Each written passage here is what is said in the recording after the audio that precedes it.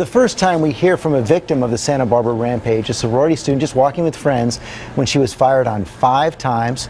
ABC's Cecilia Vega has that emotional interview. Good morning, Cecilia.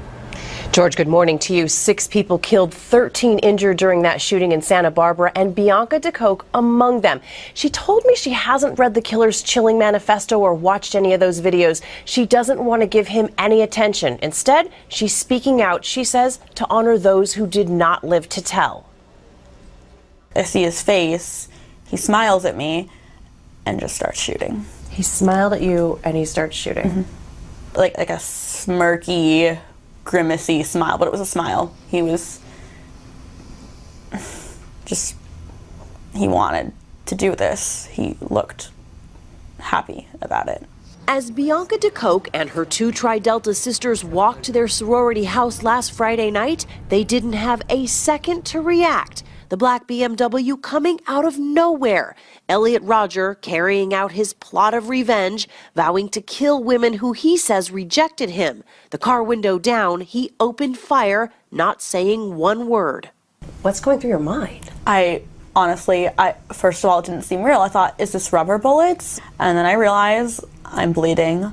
I'm in pain. Bianca was hit 5 times, bullets piercing and grazing her body. Of the 3 sorority sisters, Bianca is the only one who survived. They were both 2 very incredible, beautiful people, and that's how I want them remembered. 19-year-old Veronica Weiss, a freshman, sports buff, and math whiz. She was just a very passionate, loving individual. 22-year-old Katie Cooper, about to graduate with a degree in art history. I never met anyone who was more willing to lend a helping hand.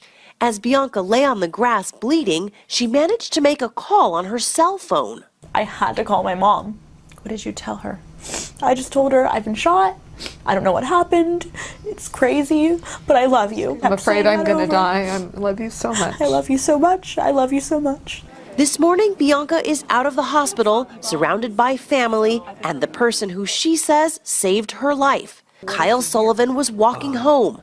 I heard absolute rapid fire. He ran and found a police officer, brought him to Bianca. Then he laid down by her side to comfort her. Because it almost sounded like she was giving her last wishes. You know, she was telling her mother how much she loved her and everything, and she was just... That's what I felt like I was doing. So that's when I started telling her that, you know, she was gonna be okay. And like he's like a hero. 2 complete strangers, today so thankful for each other. We're gonna be like bonded forever now. I look at her as like my sister. Bianca's parents thankful too, and angry.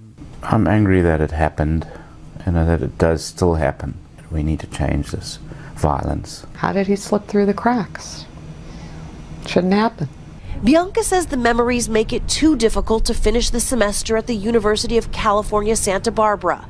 But she wants her school to know that she stands right there with the thousands who gathered for a memorial this week. The message here is not one more. Not one more. Not one more. No. Now, Bianca's parents told me that at some point they would be willing to meet with Elliot Rodger's parents. They say they know they're also hurting terribly too. And Bianca, she says she's still trying to understand why her life was spared. She says she knows she now has a new purpose. She's just trying to figure out what it is. And George, I can tell you this girl is so strong and so brave. She's going to do a lot of good in this world. I think you're right about that, Cecilia. Boy, that was some powerful interview.